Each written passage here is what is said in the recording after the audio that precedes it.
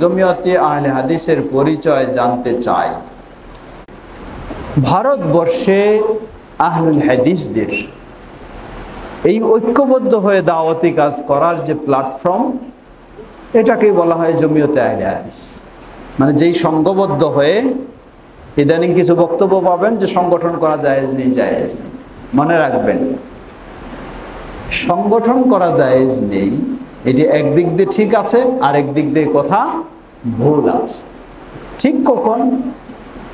যখন একটা সংগঠন তৈরি করলেন, সংগঠনে কিছু নিয়ম নীতি তৈরি করলেন, যেই নিয়ম নীতিগুলি কোরআন হাদিসের সাথে মিল নাই, ওই নিয়ম অনুযায়ী আপনাকে চলতে হবে এখন, তাহলে এই জাতীয় সংগঠন কি নয়, কখনো জায়েজ হবে না, কখনো জায়েজ হবে না।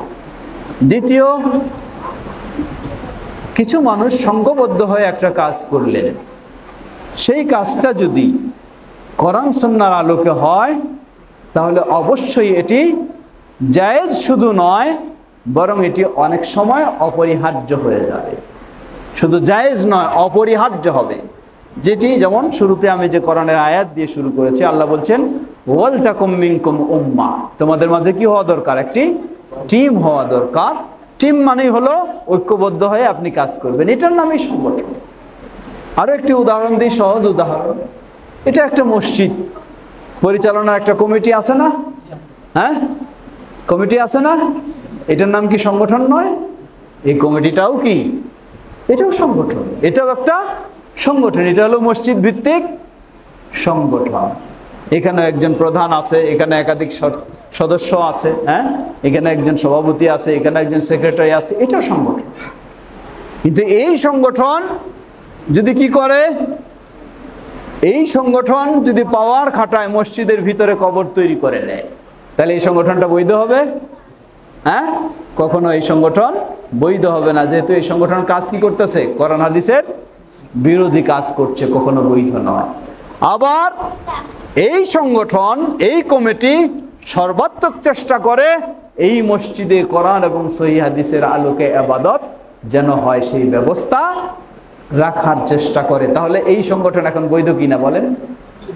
বরং বৈধই শুধু না, এটা জরুরি হয়ে দাঁড়াবে। এটা জরুরি হয়ে দাঁড়াবে, যেটি একার পক্ষে সম্ভব হচ্ছে না, সংঘবদ্ধ হয়ে এই দায়িত্বটা পালন করতে হচ্ছে, এটি জরুরি হয়ে দাঁড়াবে। ঠিক ভারতীয় উপমহাদেশে এই আহলুল হাদিসের আজকে হয়তো অনলাইনের মাধ্যমে দ্রুত ছড়িয়ে যাচ্ছে, এখন আমরা পাচ্ছি, কিন্তু আপনি আজকে নয়, সেই 70-80 বছর আগের কথা আপনি চিন্তা করেন।